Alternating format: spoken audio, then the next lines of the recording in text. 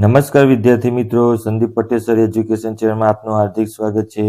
બાળકો, આજે આપણે જોઈ રહ્યા છીએ ધોરણ 4 સ્વાધ્યાય પોથી ભાગ 5માં વિષય પર્યાવરણ, એમાં પ્રકરણ નંબર 22 પટોળા, જેનું સંપૂર્ણ સોલ્યુશન બાળકો આપણે આ વિડીયોની અંદર જોવાના છીએ. સૌપ્રથમ તો મારો વિડીયો જોતા પહેલા મારી ચેનલને સબસ્ક્રાઇબ કરો, બેલ આઇકન દબાવો, જેથી તમને રોજ નવા વિડીયો નોટિફિકેશન મળતું રહે. અને બાળકો, તમને મારો વિડીયો ગમે તો તેને લાઇક કરો, કોમેન્ટ કરો અને બીજા બાળકો સુધી શેર કરો. તો બાળકો, આપણે આ વિડીયોમાં પાના નંબર 27માં પહેલો પ્રશ્ન જોઈ રહ્યા છીએ કે આપેલા હસ્ત ઉદ્યોગ અને ગૃહ ઉદ્યોગને ઓળખી અને તેનું નામ લખો. તો બાળકો, આ ઉદ્યોગ તમે જોયેલો છે, તમારા બેન અથવા તો તમારા મમ્મી આવું કામ કરતા હશે. તો આ કામ છે ગૂંથણ કામ. એ જ રીતે આપણે લગ્ન પ્રસંગની અંદર જોયેલું હોય છે. તો આ કામને આપણે શું કહીએ છીએ? તો મહેંદી કામ કહેવામાં આવે છે. તો આ બાળકો, આ બધા નાના મોટા ગૃહ ઉદ્યોગો છે. આપણે આગળ જોઈએ ગૃહ ઉદ્યોગમાં. તો અહીંયા શું દેખાય છે આ ચિત્રની અંદર? કેરી. તો કેરીનું અથાણું બનતું હોય છે. તો આ અથાણા બનાવવાનો ગૃહ ઉદ્યોગ છે. એ જ રીતે આપણે દરેક બાળકો સ્કૂલની અંદર આવું બનાવતા હોઈએ છીએ, તોરણો. તો આ તોરણ બનાવવાના ગૃહ ઉદ્યોગ હોય છે કે જે લાપોચમ હોય, દિવાળી હોય ત્યારે આપણે તોરણો ઘરના આંગણે લગાવીએ છીએ. તે તોરણ બનાવવાનો આ ગૃહ ઉદ્યોગની વાત કરવામાં આવે છે. એ જ રીતે બાળકો, આપણે પાના નંબર 27ની અંદર બીજો પ્રશ્ન જોઈએ. તો શું કહેવા માંગે છે? તો બીજા પ્રશ્નની અંદર પ્રશ્ન નંબર 2, તમારા ગામમાં ઉપર આવેલા સિવાય કોઈ ઉદ્યોગ ચાલતો હોય તો તેના વિશે લખો. તો અહીંયા શું લખ્યું છે આપણે બાળકો? મારા ગામમાં માટીકામ, દરજીકામ જેવા ઉદ્યોગો ચાલે છે. કેટલાક ઘરોમાં રજાઈ ગાટલા બનાવે છે. તો કેટલાક ઘરોમાં સાડી પર સ્ટોન લગાવીને કામગીરી કરવાની આવે છે. ઘરમાં અગરબત્તી, માટલા બનાવવાનું કામ કરે છે. તો ઘણા બધા અલગ અલગ પ્રકારના કામ કરતા હોય છે. તો બાળકો, આ હતું પાના નંબર 27નું સોલ્યુશન. બાળકો, પાના નંબર 28નું સોલ્યુશન જોવા માટે મારો વિડીયો જોતા રહેજો. આપણે પાના નંબર 28નું સંપૂર્ણ સોલ્યુશન બાળકો આ વિડીયોની અંદર જોઈએ છીએ. પાના નંબર 28ની અંદર પ્રશ્ન નંબર 3, આપેલા વિકલ્પમાંથી સાચો વિકલ્પ પસંદ કરી ખાનામાં લખો. તો બાળકો, અહીંયા નંબર 1 આપેલો છે કે આપેલામાંથી કયો જૂથ ગૃહ ઉદ્યોગ નથી? નંબર 1, પાપડ બનાવવા, અથાણા બનાવવા એ ગૃહ ઉદ્યોગ કહેવાય. સી, તોરણ બનાવવા, ખાખરા બનાવવા એ પણ ગૃહ ઉદ્યોગ છે. અગરબત્તી બનાવી, વિમાન બનાવવું એ ગૃહ ઉદ્યોગ નથી. તો આપણો જવાબ આવશે બી બરાબર. અગરબત્તી બનાવી અને વિમાન બનાવી. અગરબત્તી બનાવી એ ગૃહ ઉદ્યોગ છે, પણ વિમાન આપણે બનાવતા નથી. નંબર 2, ગુજરાતના કયા શહેરોમાં પટોળાનો ઉદ્યોગ વિકસ્યો છે? બાળકો, પ્રશ્ન મોસ્ટ આઈએમપી છે કે જે પાટણ જિલ્લાની વાત કરવામાં આવી છે. તો પાટણમાં પ્રશ્ન નંબર 2ની અંદર આવશે એ, પાટણ. એ જ રીતે આપણે બાળકો ત્રીજો પ્રશ્ન જોઈએ. જૈવિકભાઈએ બાંધણી બનાવતી જગ્યાની મુલાકાત લેવી છે. તો નીચેનામાંથી કઈ જગ્યાએ જશે? નડિયાદ જશે, બી બરાબર ભરૂચ, સી બરાબર અમરેલી કે ડી બરાબર જેતપુર? તો જવાબ આવશે ડી બરાબર જેતપુર. એ જ રીતે નંબર 4, ગુજરાતના કયા સ્થાપત્યો પટોળાના ભાત જોવા મળે છે? તો રાણી વાવ, સીદી સૈયદની જાળી, ઝૂલતા મિનારા કે ઉપરકોટ?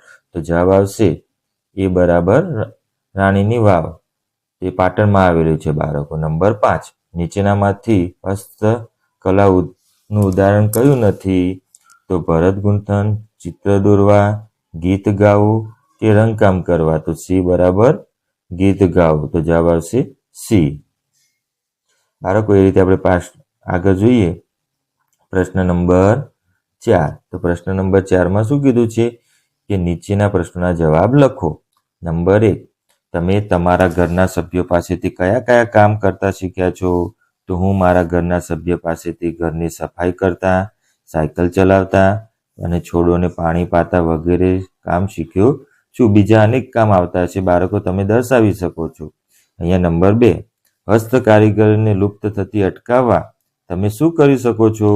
તો હું હસ્તકારીગર દ્વારા બનાવવામાં આવતી વસ્તુ બનાવતા શીખીશ. તો આપણે બીજી ઘણી બધી હસ્તકારીગરી, જેમાં ભરત ગૂંથણ, મહેંદી, તો માટલા કામ, આ બધા હસ્તકારીગરી કહેવામાં આવે છે. પછી સ્ટોન લગાવવા. એ રીતે આપણે ત્રીજો પ્રશ્ન જોઈએ પાના નંબર 28ની અંદર, નીચેના કારીગરોના કામ વિશે ટૂંકમાં લખો. તો આપણે એની અંદર પહેલા નંબરની અંદર જોઈએ તો પહેલા નંબરમાં કડીઓ આપ્યો છે તો કડિયાનું કામ શું છે? મકાન તેમજ અન્યના ચણતર કામ કરે છે. નંબર 2 વાણંદ તો લોકોના વાળ કાપે છે અને દાઢી બનાવી આપે છે. એ રીતે નંબર 3 રમકડા બનાવનાર તો માટી, લાકડા કે પ્લાસ્ટિકમાંથી સુંદર રમકડા બનાવે છે. તો આ હતા પાના નંબર 28નું સોલ્યુશન. બાળકો આપણે આગળ 29માં પાના નંબરનું સોલ્યુશન જોઈએ. બાળકો આપણે ચોથો પ્રશ્ન જોઈએ તો કપડાની ભાતનો એક પ્રકાર પટોરો છે.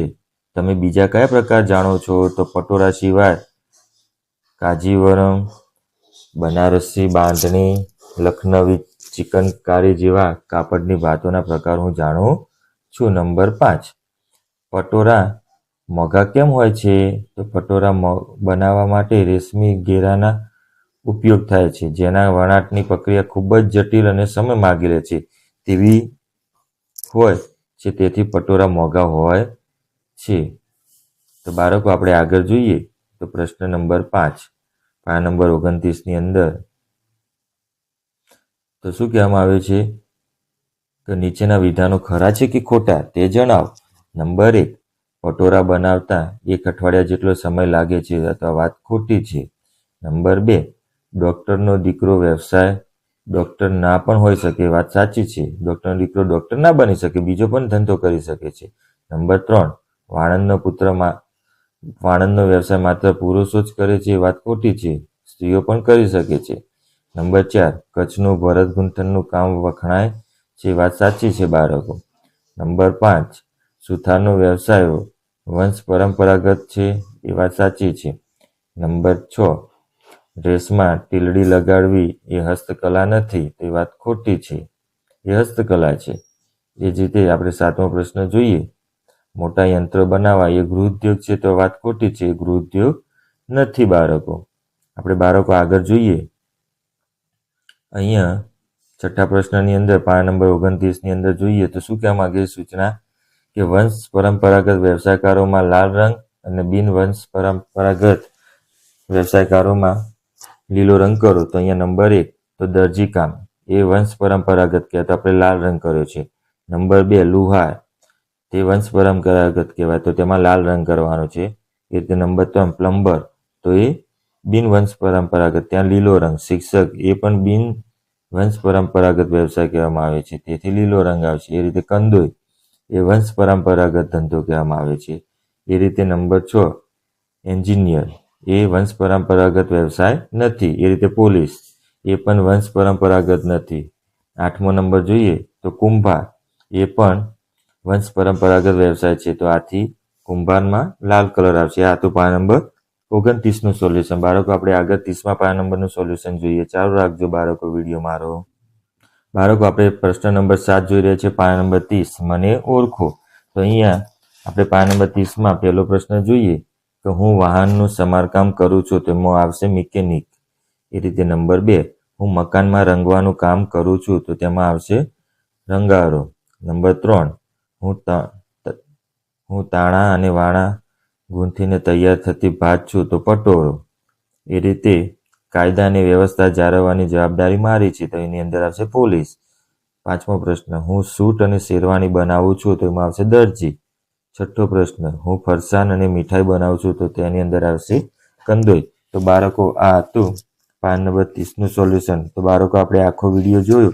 ધોરણ 4 સ્વાધ્યાય પોથી ભાગ 4માં વિષય પર્યાવરણ પ્રકરણ નંબર 22 પટોરા અને નું સંપૂર્ણ સોલ્યુશન બાળકો આપણે આ વિડીયોની અંદર જોયું. તો બાળકો તમને મારો વિડીયો ગમ્યો હોય તો મારી ચેનલ સબસ્ક્રાઈબ કરો, બેલ આઇકન દબાવો, જેથી તમને રોજ નવા વિડીયો નોટિફિકેશન મળતું રહે. આવજો બાળકો, આવતીકાલે ફરીથી મળીશું. Good night.